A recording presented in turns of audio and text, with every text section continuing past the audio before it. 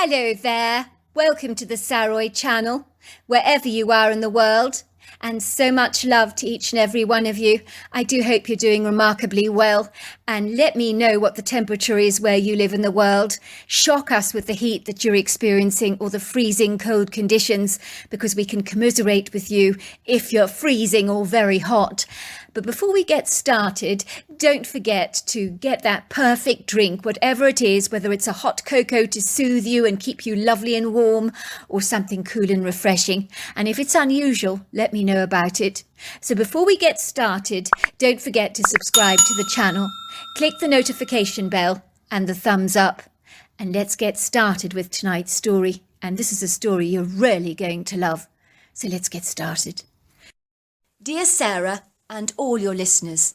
My name is Sophia, and I'm Hispanic and come from Quintana in the Bronx. So I guess you know now that I am from a family where poverty was my middle name. Growing up in the Bronx in New York in the early 90s was far from easy.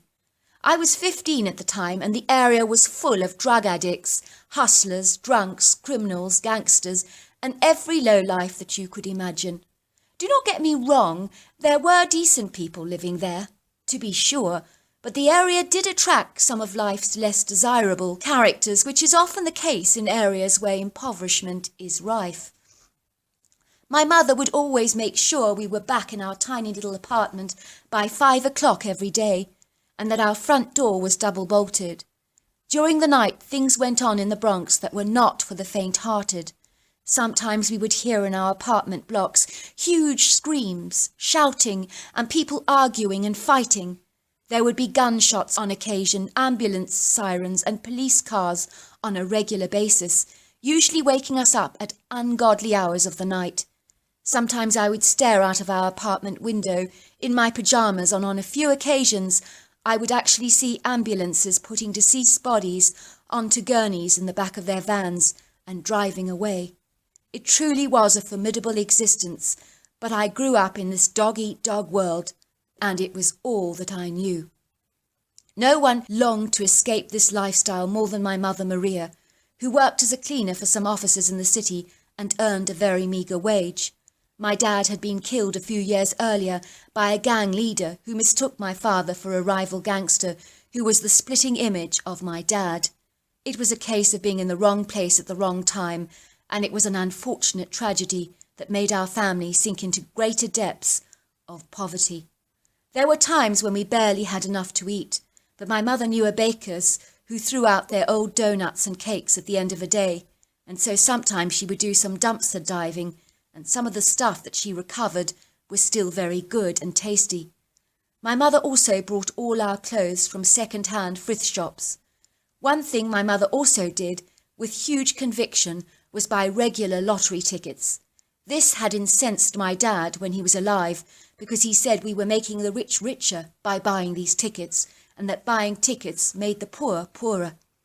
My mother refused to listen, because like Charlie in the chocolate factory, my mother believed in a golden lottery ticket that could change our lives forever. And I have to hand it to her, because her faith was relentless, despite the protests of my father.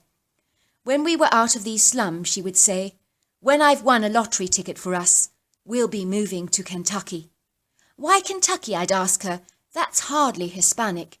"Because we will live in a cabin with lots of land and raise our own chickens and have a couple of horses. It's my dream," she would say. I'm afraid I never believed my mother would win the lottery when I lived in a hostile world where girls my age were falling pregnant and people were getting caught up in drugs and crime. One day my mother came home from her job as a cleaner, and she told us that she had resigned from her job. Her face seemed to gleam with a radiance I had never seen before. Our hearts sank because no job invariably meant no food. But suddenly my mother informed us that we were moving to Kentucky because she'd won the lottery and our lives were about to change. I know that movies make out that when you win the lottery, that you jump up and down for joy, and you go crazy and hug each other and dance around your living room screaming. That's the movies for you, but it's not real life. Our family did not react that way, because it was so hard to grasp a life that was away from the Bronx. It was the only life that we had ever known growing up. and winning the lottery was so surreal for us. It was almost like we were waiting to hear the very bad news. Sorry, we got it wrong. You didn't actually win. We lived in an environment where we were so used to nasty people saying mean, unkind things and being intentionally horrible to us that we never knew that there was a kinder world out there where you did not have to fight every day just to survive. We were used to living in a shark-infested tank, so being tough was a way of life for us. Fast forward to the day we moved to our cabin in Kentucky. I remember we just literally up and left the Bronx without our worldly possessions, because basically we had none. My mother had ordered beautiful furnishings for our home so that it was transformed into a cosy palace. Well, that's what it seemed like to us, because we'd grown up with the most basic of human requirements, so anything else seemed like paradise and bliss for us. Our cabin was situated in a remote area of Kentucky and was on 200 acres of pristine land that unbelievably all belonged to us. Our home overlooked the most serene purple-blue mountainous valleys and areas of forest that stretched back for an eternity and beyond. We had a large silvery lake on our property that was teeming with bird life like waterfowls and ducks, and we also had our own wooded area that belonged to us and would have been every hunter's dream, as we were told it was full of deer, turkey, hogs, and all kinds of wildlife, which inevitably we began to enjoy as we watched those creatures drinking from our lake. I remember the first day at my new home, when I sat and watched the sun set in its golden and pink hues, and for the first time in my 15 years, my heart melted in awe as I suddenly realized how truly privileged I was to be living in such a breathtakingly beautiful place. It was all like a beautiful dream that I was so terrified I would wake up from to find it was not real. But the upside of this dream was that there was no downside, and we were really living in a golden lottery ticket my mother had envisaged for so long. I had no idea how much my mother won on the state lottery, because she never told us, and that was probably a good idea. We were also told never to tell anyone about our lottery win, or that we previously came from the Bronx, because people might look down on us like a form of lower pond life that didn't deserve to live in such a glorious place. So we always told people we were from New York, but we lied about whereabouts we actually came from. We did meet many of our neighbours who welcomed us to our new home and brought us gifts like apple pies and fresh milk and cream. Initially we were suspicious of the people we met, because I'd grown up never trusting a single soul, because there was something so charming and sincere about these warm, friendly people. They appeared so different from the people in the Bronx. Now, I don't want to tar everyone in the Bronx with a bad brush, because as I said before, not everyone living there is up to no good. There are good people living there, and lots of them too, like my mother Maria, who have no choice but to survive in a shark-infested world that is hardly their choice. As you can imagine, we were very naive about country life, and were clueless about absolutely everything. It was like we had to start from scratch. We knew nothing about fishing and hunting and predators or wild animals. We knew nothing about the soil and growing things, and even encountering insects like bees and butterflies, frogs, tadpoles and worms was a whole new world of discovery for us, which I imagine country folk just took for granted. For us, our level of understanding about the natural world was very impaired, as we had no experience of it. When you have lived in poverty all your life and have worn someone's cast-offs since you were a baby, it's a whole new experience adjusting to new clothes, food in the cabinets or fridge when you're hungry, and a place that is so serene and peaceful instead of the dreadful sound of two gangsters having a brawl. It was a world apart from what we had been known, but it was a world that both excited and intrigued us. One Sunday afternoon, when I had tons of homework to do and some chores around the house, the thought of doing so much work made me want to take a nap. I was great at the art of procrastination and loved to avoid anything that was both boring and required a great deal of meaningless physical exertion, like the drudgery of housework or even cooking. When Angeline, my younger sister, saw me napping, she persuaded me to take a walk into the woods with her.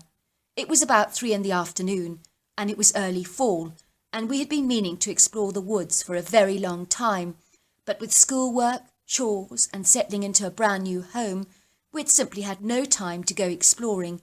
It was crazy because we owned all this lovely land, and we did not fully know what we owned, if that makes any sense to you at all.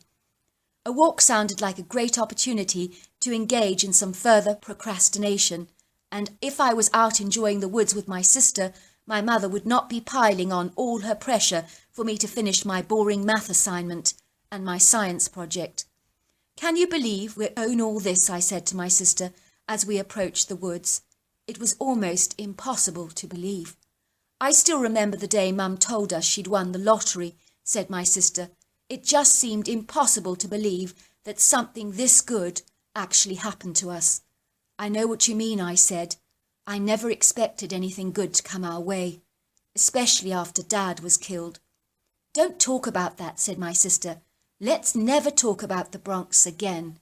We have a whole new life now. Let's enjoy it." As we approached the forest, we eagerly bounded into an area with tall, majestic-looking trees and floors carpeted with thick layers of leaf litter. We watched several woodpeckers in a group pecking at a large tree, and we caught a glimpse of a squirrel eyeing us curiously as he appeared to be nibbling something. "Oh, he's so cute," I explained in delight.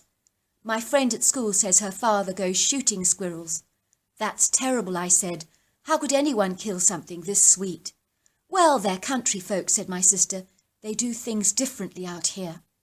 Suddenly my sister stopped for a moment and looked at me with a puzzled look on her face. "Smell that," she said to me. "It smells strangely familiar, like a rotting corpse." It reminded me of the dreadful smell we had smelt once while living at the Bronx. An old man had sadly died alone on his toilet, and the smell caused the police to investigate and break down his door. It was the most god-awful, sweet, sickly smell that I'd ever smelt in my entire life, and one I would never forget. I remember that smell lingered around the place for ages, and words cannot describe how foul it was. My mother had brought a dozen air fresheners just to make our lives more bearable. The smell we were smelling now was a lot like that smell of a corpse, and it was hideous. "Do you think it's a dead animal?" Angeline asked me. "Lying around here somewhere?" "More than likely," I said.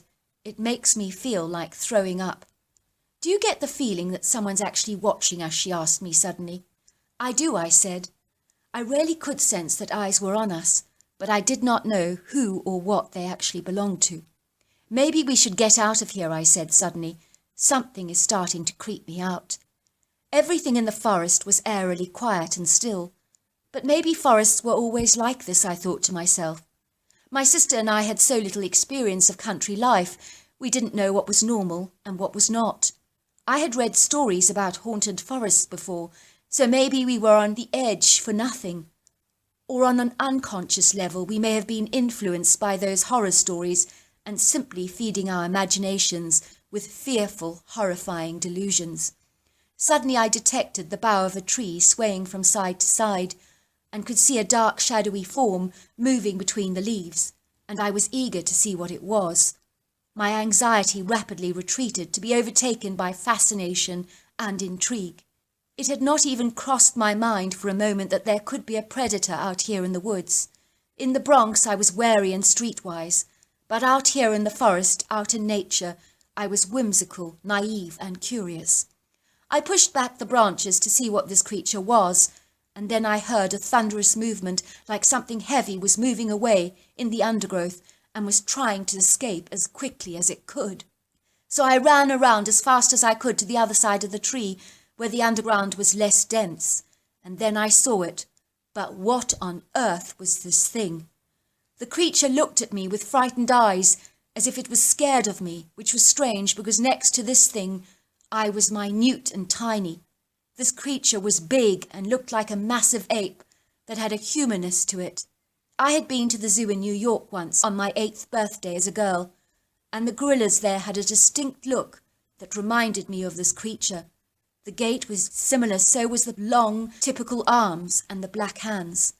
I would say this thing was twice the height that I was, which would put him at least 9 foot tall, and he must have weighed equally as much. The shoulders were big and the torso wide and ripped, and the head was shaped like a cone. It had a hairless, dark grey, leathery face with a brow ridge full of very deep wrinkles, a very flat nose, and an ape-like mouth. Oh, and I forgot to mention, from head to toe, apart from the face, he was seemingly covered in longish, black, human-like hair. The creature stood there just looking at me for a moment.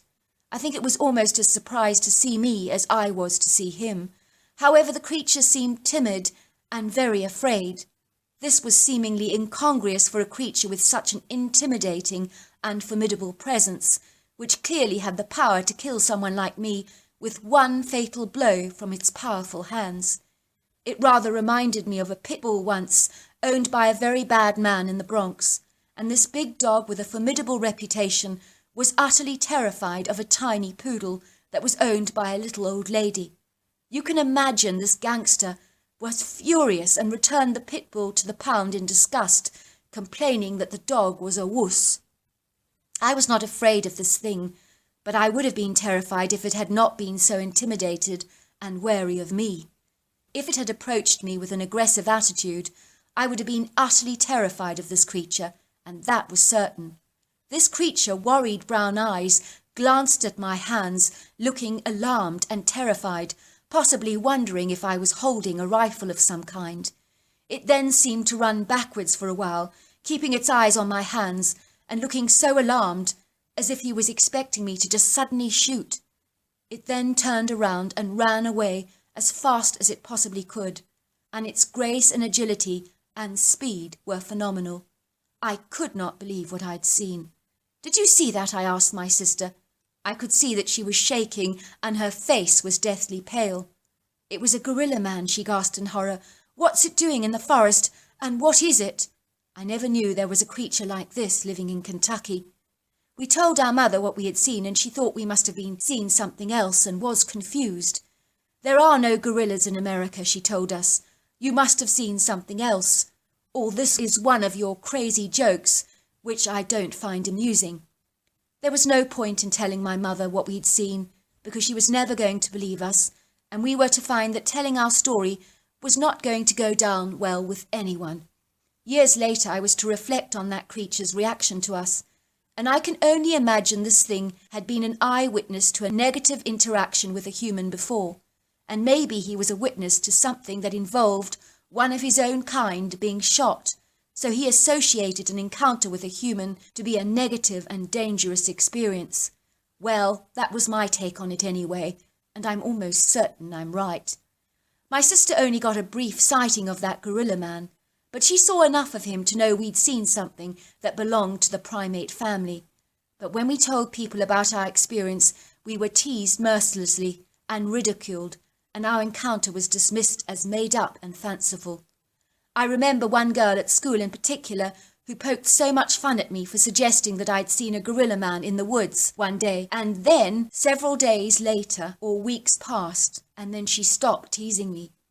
I was to find out later that she'd actually seen a creature herself when she was riding her bicycle, and it had freaked her out because the creature had growled at her and had looked exactly like an ape-man. She never apologized to me, though. I just learnt about it from her ex-boyfriend. When I directly asked her about it, she claimed that he had been lying, but I wasn't so sure. I mean, he had no reason to make up something like that. So there you are. That's my story. I am married now, and I still live in Kentucky, and I will never forget my encounter with the hairy man. But the one thing I know for certain was that he wasn't aggressive, nor was he friendly, but was frightened. So I'm sure that that makes my encounter more unusual than most. I now believe I saw a Bigfoot, Sasquatch, Yeti, or hairy man, and yes, they are out there, and they do exist. But I only ever got to see that creature once on our land. In my forest, I did discover a nest once, and regularly heard knocking sounds, whooping sounds, owl calls when I was a child. I also noticed bark that was torn away to reveal underlying light wood, and that was also very strange to me. So there you are, that's my story. Thank you very much for that wonderful encounter. Until next time, goodbye and good night.